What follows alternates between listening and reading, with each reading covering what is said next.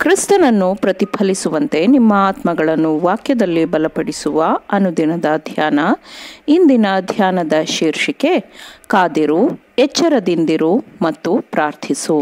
ಈ ದಿನದ ದೇವರ ವಾಕ್ಯ: ಕರ್ತನಿಗಾಗಿ ಕಾದಿರು, ಧೈರ್ಯವಾಗಿರು, ಆತನು ನಿನ್ನ ಹೃದಯವನ್ನು ಬಲಪಡಿಸುವನು. ಕರ್ತನಿಗಾಗಿ ಕಾದಿರು ಎಂದು ನಾನು ಹೇಳುವೆನು. ಕೀರ್ತನೆಗಳು 27ನೇ ಅಧ್ಯಾಯ 14ನೇ ವಚನ. ಕರ್ತನಿಗಾಗಿ ಕಾದಿರು ಮತ್ತು ಕರ್ತನಿಗಾಗಿ ಕಾದಿರು ಎಂದು ಮತ್ತೆ ನಾನು ಹೇಳುತ್ತೇನೆ. ನಾವು ಮನುಷ್ಯ ಕಾರ್ಯಭಾರಿಗಳನ್ನು ಕೇಳಬಹುದು ಮತ್ತು ಅದನ್ನು ಸ್ವೀಕರಿಸಲು ಸಾಧ್ಯವಿಲ್ಲ, ಆದರೆ ದೇವರನ್ನು ನಾವು ಕೇಳಬಹುದು ಮತ್ತು ಅದನ್ನು ನೀವು ಹೊಂದಿಕೊಳ್ಳುತ್ತೀರಿ ಎಂದು ದೇವರು ಹೇಳುತ್ತಾನೆ.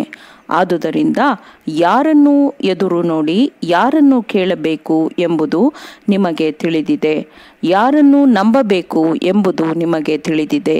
ನೀವು ಮನುಷ್ಯರ ಮೇಲೆ ನಂಬಿಕೆ ಇಡಬಾರದು ಅಥವಾ ಮಾನವ ಶರೀರವನ್ನು ನಿಮ್ಮ ತೋಳ್ಬಲವನ್ನಾಗಿ ಮಾಡಿಕೊಳ್ಳಬಾರದು.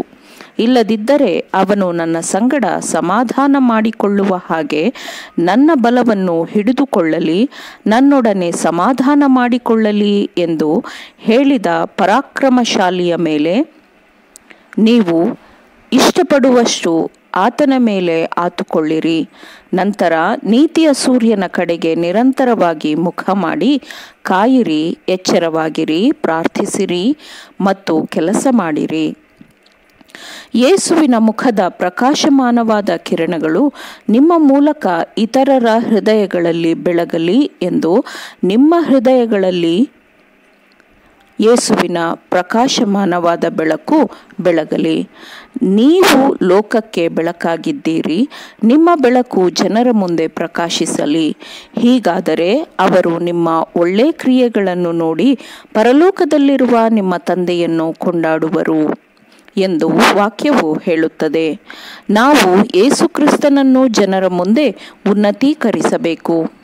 ನೀವು ಇತರರಿಂದ ಮೆಚ್ಚಲ್ಪಡಬೇಕು, ನೀವು ಉಳಿಯಬೇಕು ಎಂದು ನೀವು ಮನುಷ್ಯನನ್ನು ಅವಲಂಬಿಸಿದರೆ ಖಚಿತವಾಗಿ ನೀವು ಪೂರ್ಣವಾಗಿ ನಿರಾಶೆಗೊಳ್ಳುತ್ತೀರಿ.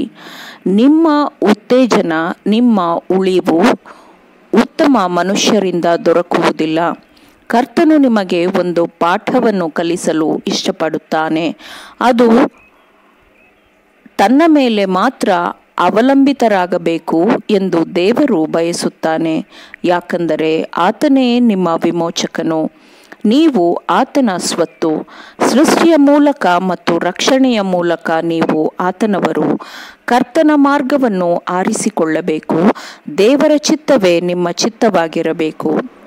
ಎಲ್ಲರ ಮಾರ್ಗದರ್ಶನಕ್ಕಾಗಿ ಆ ಪರಿಶುದ್ಧನಾದವನು ನಿಯಮಗಳನ್ನು ಕೊಟ್ಟಿದ್ದಾನೆ.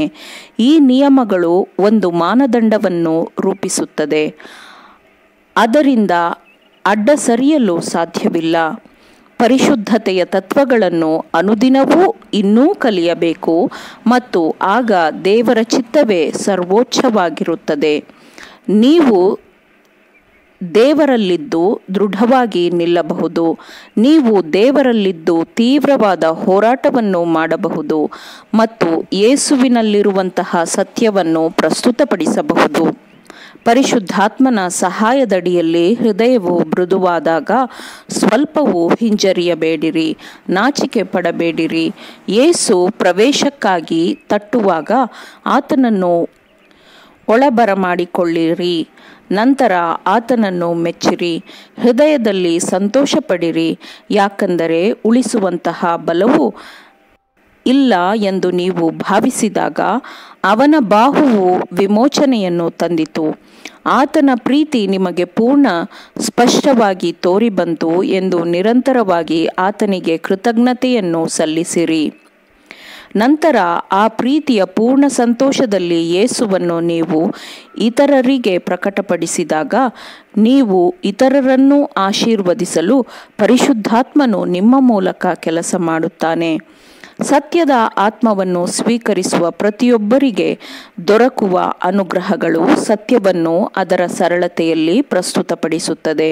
ಅದು ಗೊಂದಲಕ್ಕೊಳಗಾದ ದಿಗ್ಭ್ರಮೆಗೊಂಡಿರುವ ನಡುಗುವ ಆತ್ಮಗಳ ಹೃದಯಗಳನ್ನು ಅದು ತಲುಪುತ್ತದೆ.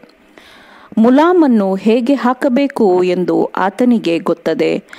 ದೇವರನ್ನು ನಿಮ್ಮ ಸಂಪೂರ್ಣ ನಂಬಿಕೆಯನ್ನಾಗಿ ಮಾಡಿಕೊಳ್ಳಿರಿ. ನಂಬಿಕೆಯಿಂದ ಪ್ರಾರ್ಥಿಸಿರಿ, ಪ್ರಾರ್ಥಿಸಿರಿ, ಪ್ರಾರ್ಥಿಸಿರಿ, ಪ್ರಾರ್ಥಿಸಿರಿ. ನಂತರ ನಿಮ್ಮ ಆತ್ಮವನ್ನು ನಂಬಿಕೆಯಿಂದ ದೇವರಲ್ಲಿ ಇಡಿರಿ.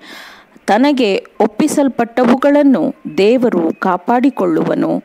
ದೇವರಲ್ಲಿ ಸಂಪೂರ್ಣವಾಗಿ ಅಚಲವಾಗಿ ನಂಬಿಕೆ ಇಡಿರಿ. ಆಮೇನ್.